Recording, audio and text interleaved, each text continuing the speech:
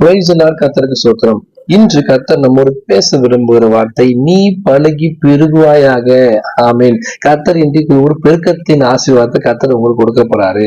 சாதாரண பெருக்கம் இல்ல, பழுகி பெருகும்படியாக, மல்டிப்ளிகேஷன், பழுகி பெருகும்படியான ஆசீர்வாதம். 4 திசையில் இருந்தும், கிழக்கு மேற்கு வடக்கு தெற்கு 4 திசையில் இருந்தும் உங்களுக்கு ஆசீர்வாதம், பெருக்கத்தின் ஆசீர்வாதத்தை கர்த்தர் கொடுத்து ஆசைக்கிறாரு. இது யாரு கொடுக்கப்பட்ட வார்த்தை?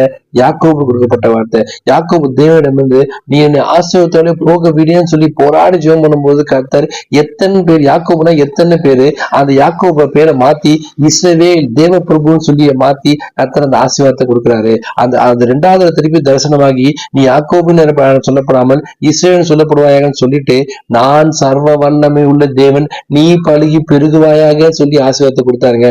அதே தேவன் அந்த வாக்குறுத்தத்தை இன்னைக்கு உங்களுக்கு கொடுக்கிறாரு.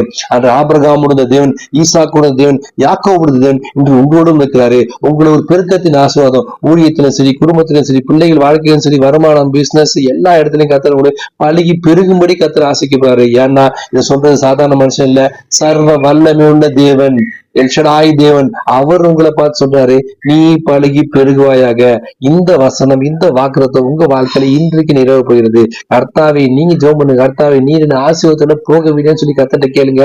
எதுக்கும் லாய்க்கு இல்ல, நீ சம்பாதிக்க லாய்க்கு இல்ல, நீ எதுக்குமே பிரயோஜனம் இல்ல, உனக்கு எந்த திறமையும் இல்ல, நீ எந்த டேலண்ட் இல்ல சொல்லி எல்லாம் ஒதுக்கிக்கலாம். பணம் இல்ல, வசதி இல்ல, வாய்ப்பு இல்ல, அழகு இல்ல, ஒரு பலன் இல்லைன்னு சொல்லி எல்லாம் வெறுத்து ஒதுக்கலாம். அந்த பேரை கர்த்தர் மாத்தி இஸ்ரவேலாக, தேவ பிரபுவாக, அப்பா பிதாவேன்னு கிடைக்கிற புத்திர சுகாதார ஆசீர்வாதத்தை கொடுத்து, ஆபிரகாமின் ஆசீர்வாதம் கிறிஸ்தியேசுக்குள்ளாக கிறிஸ்தியேசு மூலமாக புறஜாதிகளுக்கு வந்ததோ அதே போல உங்களுக்கு எனக்கு கர்த்தர் ஆசைக்கப்படுறாரு.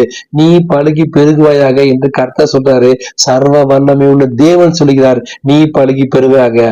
விசுவாசத்தை பெற்றுக் கொள்ளுங்கள். ஆமென். God bless you.